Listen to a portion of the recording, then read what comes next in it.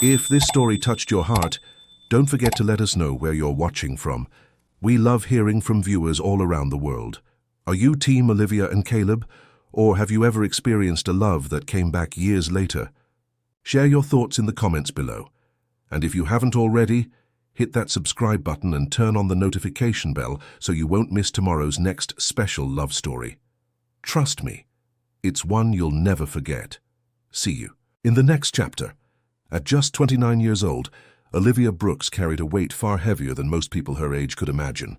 After the tragic loss of both her parents in a car accident 5 years ago, she stepped up without hesitation to become the guardian of her 3 younger siblings, Emma, Josh, and little Bella. Gone were the carefree days of being a young woman, with dreams of traveling and chasing her career in event planning full-time. Now her world revolved around grocery lists, school schedules, budgeting every dollar, and holding on to a job that barely covered their rent in a small 2-bedroom apartment in Austin, Texas. She didn't complain. She didn't have time to. While others her age scrolled through dating apps or planned weekend getaways, Olivia woke up at 5:30 each morning to prep school lunches, iron uniforms, and make sure everyone caught the school bus on time. Then she'd rush to work at Starpoint Events, a mid-sized company known for planning luxury galas, weddings, and corporate launches. It wasn't glamorous, not in her role at least, especially when she had to handle both planning and the dirty work behind the scenes, but it paid the bills. Still, she dreamed of more. She dreamed of becoming lead coordinator one day, of earning enough to get a better home for her siblings, maybe even send them to good schools without having to worry about scholarships or aid. But to get there, she needed to stay focused. That's why she always put herself last. When her heels broke last week, she didn't think twice about replacing them with an $18 pair she found at a local thrift store. "It'll do," she whispered to herself as she tried them on, standing under the flickering light of the store's narrow aisle. After all, she needed that money for Bella's new school shoes and for Emma's science fair project. She'd gotten used to putting her needs aside. Her wardrobe was simple. 1 black blazer, 3 blouses, and a pair of jeans she hoped wouldn't tear anytime soon. Her lunch? Usually leftovers or nothing at all.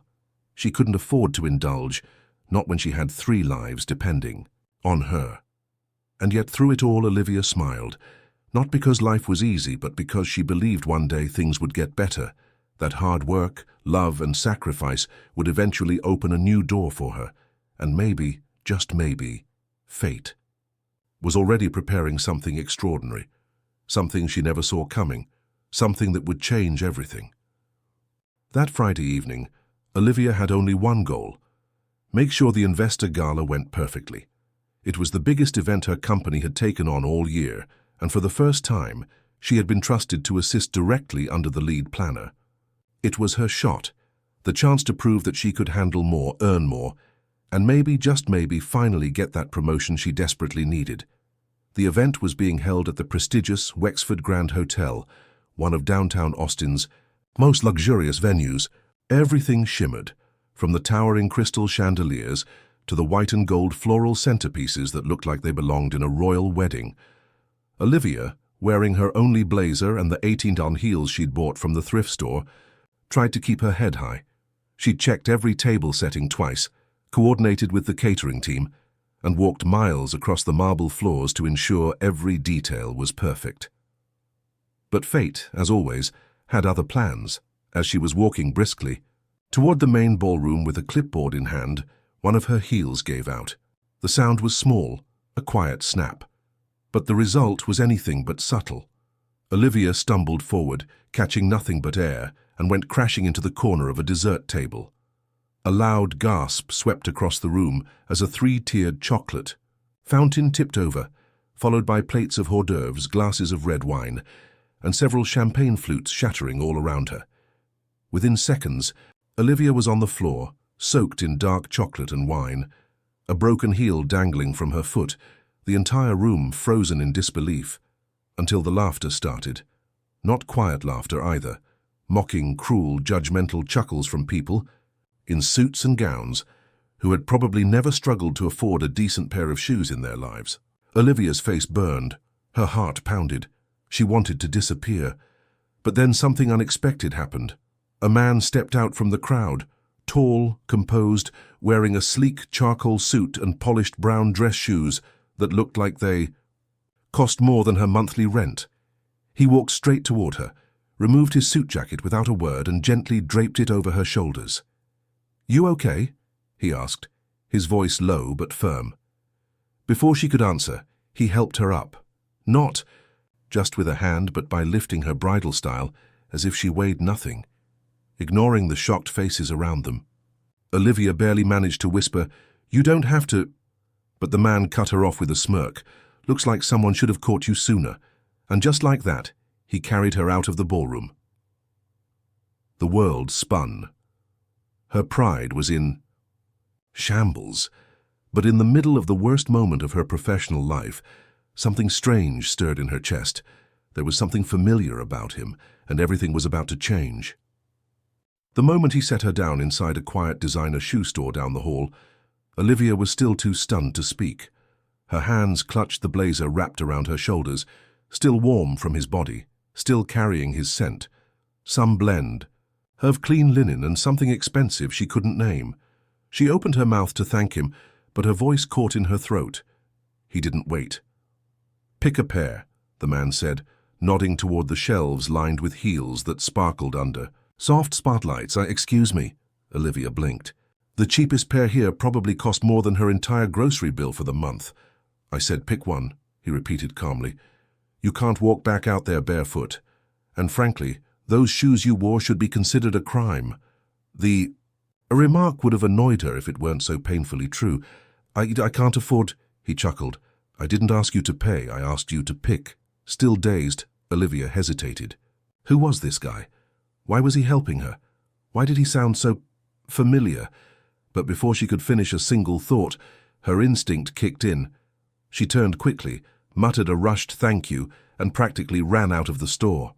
Her broken heel clacking awkwardly against the marble floor. She didn't look back. She couldn't.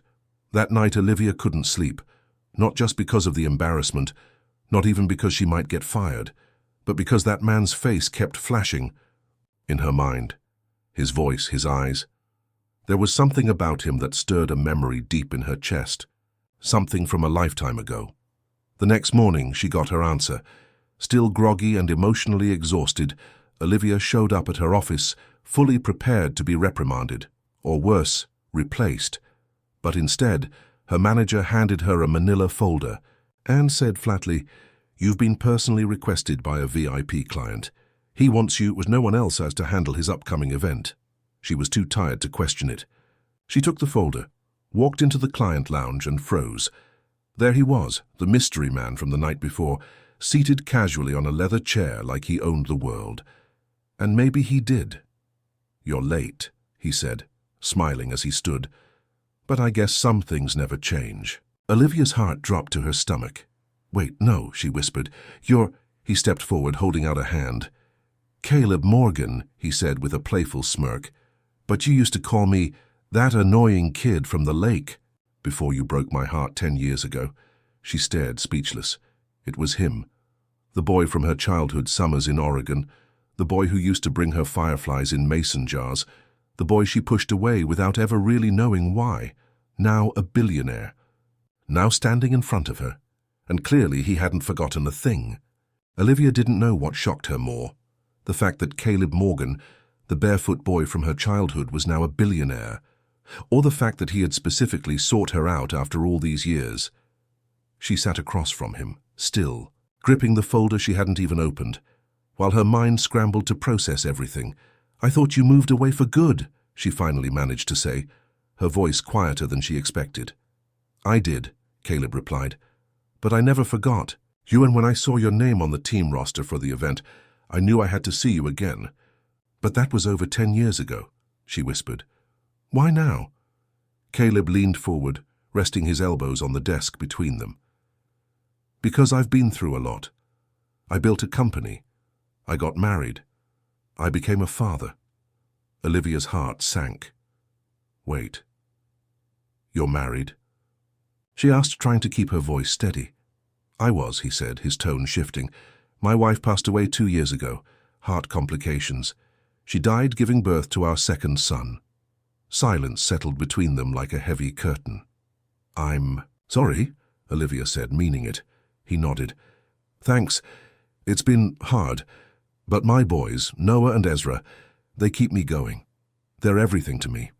And when I saw you again, even for just a few minutes at that event, something inside me clicked. I remembered the way you used to laugh, the way you made me feel when we were kids. It felt like fate had brought me back to something I didn't even realize I'd lost. Olivia swallowed hard. Her chest ached with emotions she didn't have names for. And now what? She asked, finally finding her voice. You just show up out of nowhere, rescue me in front of my entire company, and want to pick up where we left off? Caleb laughed softly. No, not exactly. I know life's changed us both, but I also know what I want now. And what I want is a chance. A real chance to know you again. Not the girl from the lake, but the woman in front of me. His words stunned her. No one had ever looked at her that way. Not with pity, not with expectations, but with genuine admiration. Still, reality tugged at her sleeve like a needy child. I have 3 siblings to raise, she said. I don't have time for fairy tales. Caleb stood, walked around the table, and gently reached for her hand. Then let's make it real, he said. You don't have to give me an answer now. Just come meet my boys. Have dinner with us, that's all I'm asking. Olivia hesitated, but something deep in her gut, or maybe her heart, whispered, say yes. And for the first time in a long time, she listened. That Sunday evening, Olivia found herself standing in front of a cozy, modern home tucked away in the hills just outside Austin. Her heart pounded as she rang the doorbell, clutching a small box of cookies she'd bought for the kids, Noah, and Ezra. This wasn't just dinner. It felt like a crossroads, a moment where the past and future collided in ways she hadn't dared to imagine. The door opened, and there he was, Caleb, dressed down in jeans and a soft navy sweater, looking more like a single dad from the suburbs than a billionaire CEO. Hey, he said, smiling, stepping aside to let her in. They're excited to meet you. As she stepped inside, 2 small pairs of feet came pattering across the hardwood floors. Daddy, is this the lady from the party? Noah asked, peeking out from behind his little brother. Ezra, the younger one, just stared at Olivia, with wide eyes, his thumb tucked in his mouth. Olivia crouched down, her voice gentle. Hi there. I brought you guys something sweet, but only if Dad says it's okay. The boys giggled, and just like that, the ice broke. Dinner was warm and chaotic. Ezra spilled juice on his shirt, Noah asked 100 questions, and Caleb smiled through all of it like it was the best night of his life. Olivia hadn't laughed that hard in years. Watching Caleb in dad mode melted her heart in ways she didn't expect. He was patient, kind, firm when needed, and incredibly present. After the boys had gone to bed, Olivia stood on the back porch, with Caleb, the soft hum of Texas crickets filling the night. The city lights flickered in the distance and a breeze picked up, carrying the scent of lavender from the garden. You're good with them, Caleb said quietly. I like them, she replied. They're amazing. He turned toward her. So are you. The moment hung between them like a pause in a song, thick with meaning, with possibility. Caleb, she said, eyes searching his. I can't promise anything. My life's not simple. I'm still raising my siblings. I'm not someone who fits neatly into a perfect life. He stepped closer. I'm not asking for perfect. I'm asking for honest, for real, for you. And before she could stop herself, she leaned in and kissed him. It wasn't magical because it was perfect. It was magical because it was earned. Because after everything, she finally allowed herself to feel again. Months passed. Olivia continued to care for her siblings and Caleb for his boys. But they did it together. Their families blended not through force but through love, laughter, and late-night dinners filled with noise and chaos. And when Caleb knelt down in front of her, ring in hand, with both their families watching, Olivia didn't hesitate. She finally said yes, not just to him, but to love, to second chances, and to the beautiful mess of life they were building, together. If you've made it this far, thank you for watching Olivia and Caleb's story unfold. a tale of second chances, unexpected reunions, and love that refuses to fade. We'd love to hear from you. What part of the story touched your heart the most? Have you ever experienced a moment where life brought someone back from your past, just when you least expected it? Do you believe in fate, or do you think love is something we choose to fight for, no matter the odds? Tell us in the comments below where you're watching from and what this story meant to you. Your words mean the world to us and help us grow a community of people who believe in love, healing, and the power of second chances. And don't forget to like, subscribe, and hit the bell icon so you won't miss tomorrow's new story. Trust me, the next one is just as beautiful, maybe even more. Let's keep the love going, one story at a time.